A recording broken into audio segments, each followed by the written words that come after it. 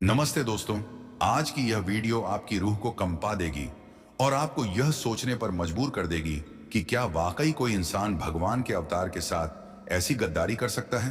क्योंकि आज हम उस पापी के भयानक अंत की दास्तान सुनाने जा रहे हैं जिसे देखकर पूरी कायनात थर्रा उठी थी। इसलिए दिल थाम कर बैठिए, क्योंकि ऐसी रोंगटे खड़ी टेढ़े कर देने वाली कहानी आपने पहले कभी नहीं सुनी होगी। मुफ्त सावधान, आज जो सत्य घटना आप सुनने जा रहे हैं उसे सुनकर आपके रोंगटे खड़े हो जाएंगे और आप यह सोचने पर मजबूर हो जाएंगे कि क्या कोई इंसान ईश्वर के अवतार के साथ भी ऐसी गद्दारी कर सकता है। लेकिन याद रहे कि गुरु नानक देव जी की करुणा जितनी विशाल है, कुदरत का न्याय उतना ही कठोर और रूह कपा देने वाला है। क्योंकि जब एक अहंकारी पापी ने उस महापुरुष को छलने की कोशिश की जिसने पूरी दुनिया को प्रेम का पाठ पढ़ाया, तब जो मंजर सामने आया उसने काल का पहिया रोक दिया और देखने वालों की चीखें निकल गईं। इस कहानी की शुरुआत होती है सुल्तानपुर लोधी के उन शांत गलियारों से, जहां गुरु नानक देव जी नवाब के मोदी खाने में काम किया करते थे और सबका भला करते थे।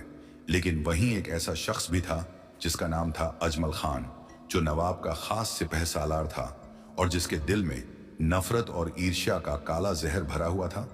उसे यह बर्दाश्त नहीं था कि लोग एक मामूली कर्मचारी के आगे सिर झुकाएं और उसे सद्गुरु कहें।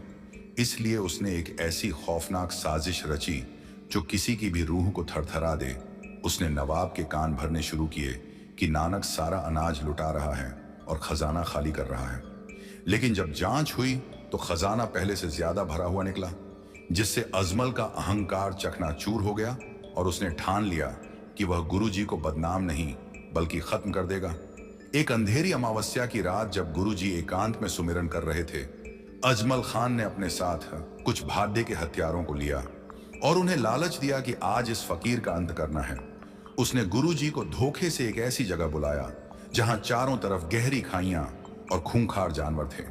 उसने सोचा कि यहां न कोई गवाह होगा और न ही कोई बचाने वाला।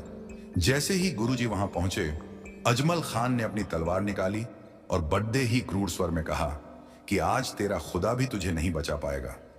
गुरुजी ने उसकी ओर शांत और करुणामयी नजरों से देखा और सिर्फ इतना कहा कि अजमल, जो बीज तू बो रहा है उसकी फसल तुझे ही काटनी होगी।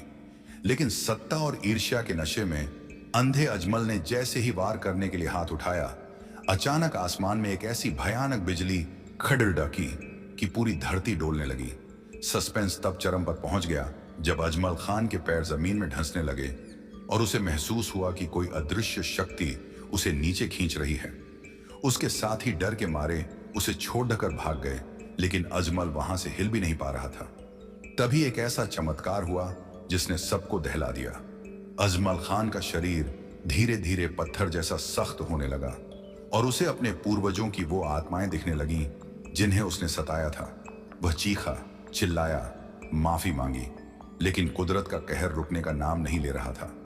उसके शरीर से नीली आग की लपटें निकलने लगीं, जो उसे जला नहीं रही थी बल्कि उसे असहनीय पीड़ा दे रही थी। सुबह जब गांव वाले वहां पहुंचे तो उन्होंने देखा कि अजमल खान एक ऐसी मुद्रा में जदेश हो चुका था जैसे वह अनंत काल के लिए किसी गहरे नरक के द्वार पर खड़ा हो। उसका अंत इतना खौफनाक था कि उसकी फटी हुई आंखें आज भी लोगों को यह सबक देती हैं कि गुरु और ईश्वर के साथ किया गया विश्वासघात कभी खाली नहीं जाता। गुरु नानक देव जी ने वहां खड्डे लोगों को समझाया कि परमात्मा किसी को सजा नहीं देता, इंसान के अपने कर्म ही उसके लिए काल बन जाते हैं। यह घटना आज भी हमें यह सीख देती है कि दुनिया में चाहे कितनी भी बुराई बढ़ जाए, अंत में जीत सत्य और भक्ति की ही होती है।